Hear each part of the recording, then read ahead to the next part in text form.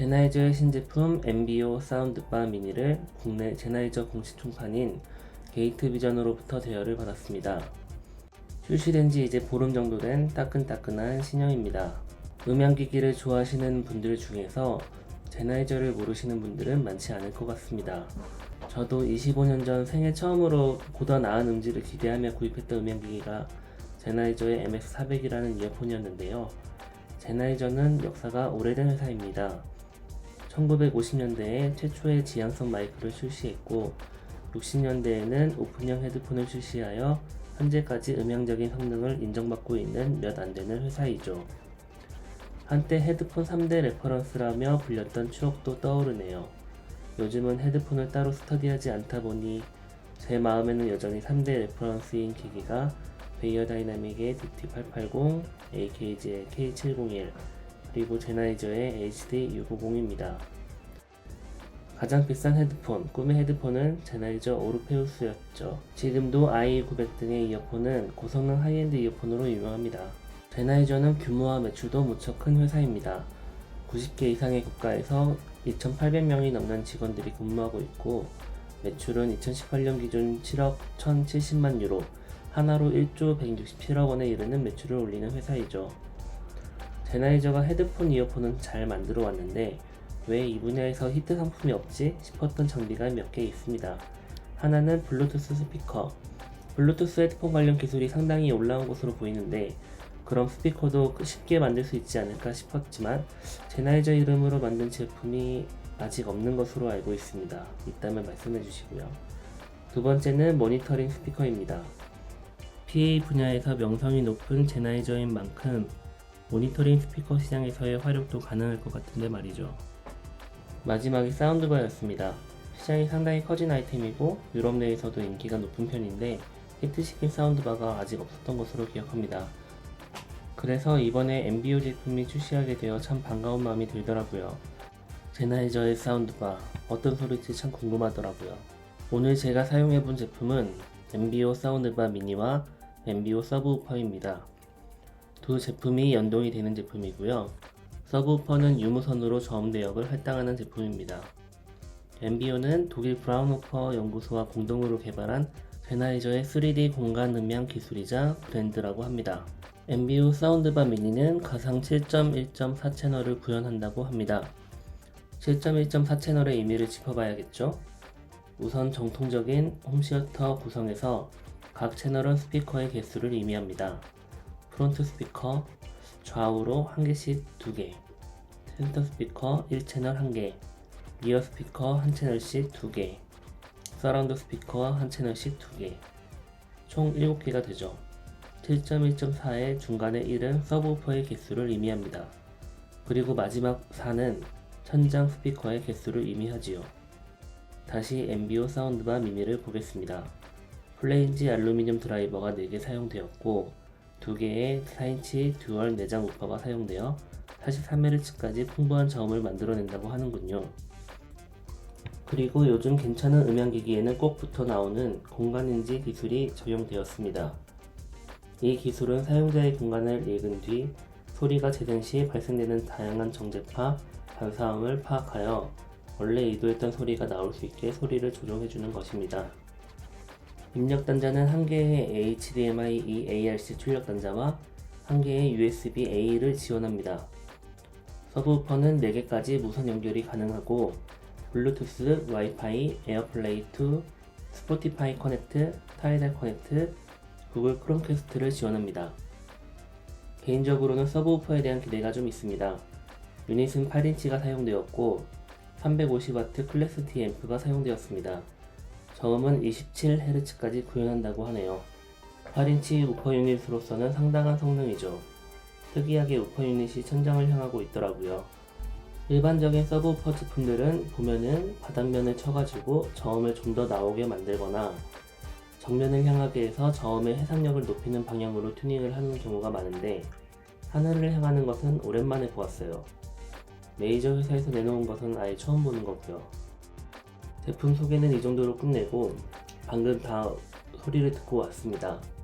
일단 어플리케이션하고 감성적인 영역에서 점수를 좀 높게 주고 싶은 생각이 들었습니다. 무언가 첨단 사운드 기기를 구동하고 있다는 느낌을 받게 하더라고요. 가장 먼저 느낀 점은 확실히 TV의 기본 소리보다는 더 나은 풍부한 저음과 음량을 가져다 온다는 것이었습니다. 하지만 입체 음향이라고 하기에는 많이 빈약한 느낌을 받았습니다.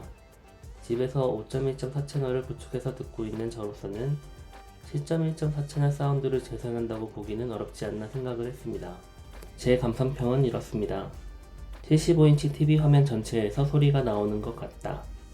좌우로 생각보다 넓게 퍼진다. 하지만 측면 리어에서 나오는 사운드는 느낄 수가 없었다. 마찬가지로 천장에서 나오는 소리도 느낄 수 없었다. 사실 이 정도 소리면 사운드바, 그것도 본체와 서브우퍼 구성의 제품이라고 했을 때는 적당히 만족할 만한 소리인 것 같습니다. 하지만 입체 음향이라고 하기엔 조금 아쉬운 생각이 드네요. 혹시 몰라서 캘리브레이션도 여러 시도해 보았으나 결과는 동일했습니다. 서브우퍼의 유무에 따라서는 소리 차이가 매우 많이 나는 것이 느껴졌습니다. 저음의 강렬함을 제대로 표현해주는 서브우퍼고 영화나 게임 쪽 콘텐츠 소비가 많으신 분들이라면 이왕이면 세트 구매하시는 것을 추천드리고 싶습니다. 무엇보다 컴팩트한 사이즈의 제품인데 화면 가득 소리가 쏟아져 나오는 것 같은 경험은 개인적으로 매우 신선했습니다. 제나이저 런칭 행사에서는 본 제품을 PC와 연결하여 게이밍용으로 사용하는 것을 보았습니다. 이런 용도로 사용하면 딱 맞을 것 같네요. 32인치 모니터의 가로 사이즈와 거의 비슷한데 화면 가득 쏟아져 나오는 소리를 느낄 수 있어서 만족도가 높았습니다. 하지만 거실에서 사용한다고 했을 때는 상급 모델인 엠비오 사운드바 플러스를 선택하는 것이 더 나은 선택일 것이라는 생각이 들었습니다. 음악을 감상할 때는 중저음의 풍부한 느낌, 저음의 공간감이 좋게 느껴졌습니다. 하지만 이 저음은 장르에 따라서는 과하게 느껴질 때도 있었습니다. 이 부분은 어플리케이션에서 서브우퍼를 끌고 켤 수 있으므로 참고하시는 것이 좋을 것 같고요. 저는 음악 감상을 할 때는 서브우퍼를 끄고 넷플릭스나 게임을 플레이 시에는 서브우퍼를 켜는 식으로 활용을 했습니다. 비교 영상을 통해 소리의 차이를 확인해 보시죠. 하나는 제가 모니터링용으로 사용하는 달리의 오베론 원 스피커, 하나는 엠비오 사운드바 미니 단품, 마지막으로는 서브우퍼를 포함하여 비교해 보겠습니다.